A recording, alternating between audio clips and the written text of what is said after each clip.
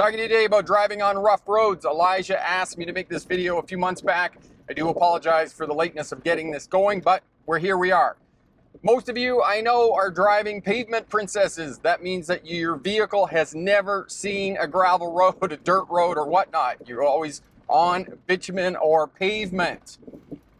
If you drive on gravel, you are going to become a better driver overall because you are going to understand traction, because there are stones on the top of the gravel road here and the tires ride up on top of the stones and your vehicle will dance around, and it will dance around the faster you go. You can see in the dash cam that I am not going very fast. I am only doing about 30 kilometers an hour up this gravel road because it is incredibly rough.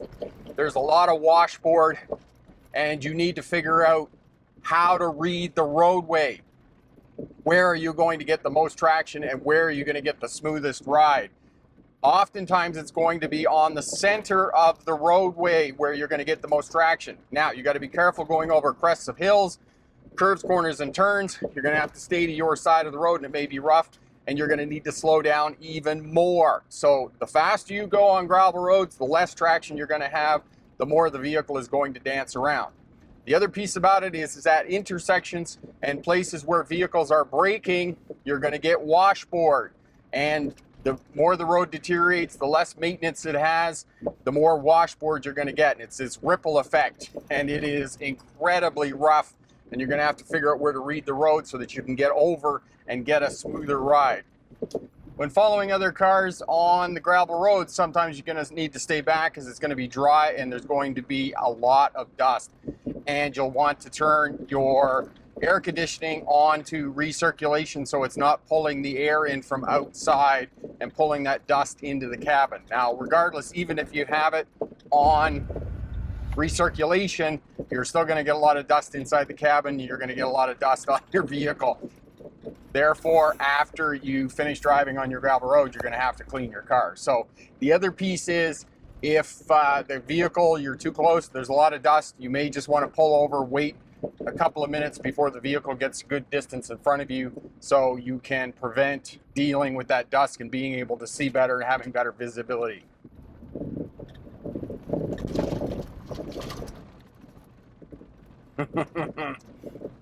Serious washboard there. You just want to slow right down and allow your vehicle to get traction again so you can take off.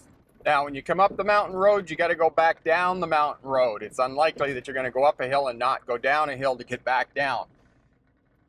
You do need to gear down to go down the hill because you will experience brake fade. You could potentially overheat the brakes and not have any brakes. So you definitely want to gear down.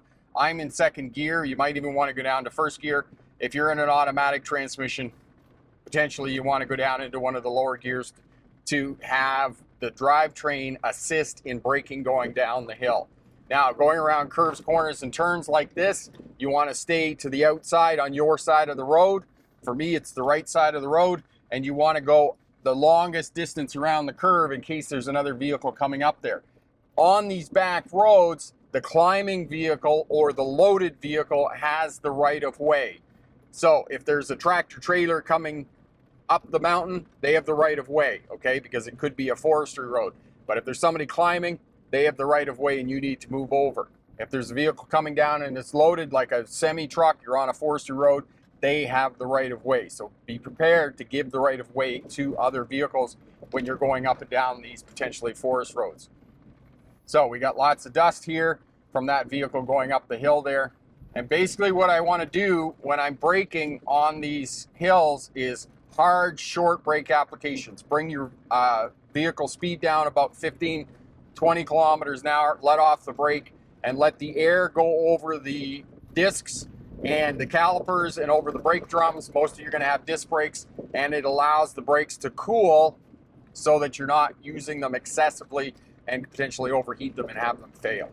And ideally, you want to brake on a straight line. If the vehicle is in a straight line, you're going to have an easier time braking, especially if you have a trailer on the back of the vehicle. You want to try and prevent braking when you're going into a curve, corner, or turn because you could lose control of the vehicle, and if you got a trailer on the back, it could potentially jackknife. And again, we're trying to read the road, figure out where the potholes are, Most of this is going to have loose stones on the top of it. We know that. And again, another corner here. You want to get the vehicle straight, and then we want to brake. And this is where you're going to get your washboard as well, because this is where all the vehicles are braking. The more washboard you get, the rougher the road is, the slower you want to go. It's going to be easier on your suspension and those types of things. Keep in mind as well, you want to try and reduce braking as much as possible. It's going to be easier on the vehicle because then the suspension can do its work. If you have your foot on the brake and you're going over rough bumps and potholes and those types of things, the whole suspension is like this. It's all locked up and it's not able to do its work. You want it nice and flexible and able to work with the shocks being able to go up and down and the springs and whatnot in your suspension. That way you're going to get a smoother ride, and it's going to be easier on your vehicle if you're running on these rough roads. The other thing that potentially could happen, and I felt that a couple of times coming down there, is when you hit the brakes, if you're going fast and you build up too much speed and you hit the brakes too hard, what happens is the front brakes do most of the braking, so the back end of the vehicle lifts up, and because you have less traction because of the stones that you're riding on, the back end's going to kick out a little bit on you. It's going to do what's called yaw, is when the back end of the vehicle starts to move one side or the other. Easily fixed. Just take your foot off the brake, it'll regain traction. Reapply the brakes until you feel it go again, and then keep doing that until you get the vehicle slowed down and you regain traction. The faster you go, the less traction you're going to have on these gravel roads. It's not too bad if you're on a flat surface like a farm road, a gravel road in southwestern Ontario or in Minnesota or whatnot, but here on these forestry roads, you're going downhill as well as going around sharp curves and switchbacks. Switchbacks are when it's too steep to go straight up the mountain, so they switch it back to go up the mountain in a zigzag pattern, and you get these really sharp 90-degree curves that you're going to have to navigate as you're going up on these rough mountain roads. So for those of you learning how to drive, you want to be a safer, smarter driver, you want to understand traction in your vehicle, you want to get mastery of the primary controls, the steering wheel, the gas pedal, and the brake. Definitely get out, drive on a gravel road. It's going to give you a better understanding of your vehicle, understanding of traction, understand of a little bit of yaw when the back end breaks loose and those types of things. And if you're driving manual, it's going to give you a better understanding of the gearbox and the clutch. And if you're coming into wintertime and you have some trepidation about that, or you haven't done that before, definitely get out on a gravel road. That's going to prepare you for your vehicle moving around in the wintertime on snow and ice. And overall, it'll just make you a safer, smarter driver.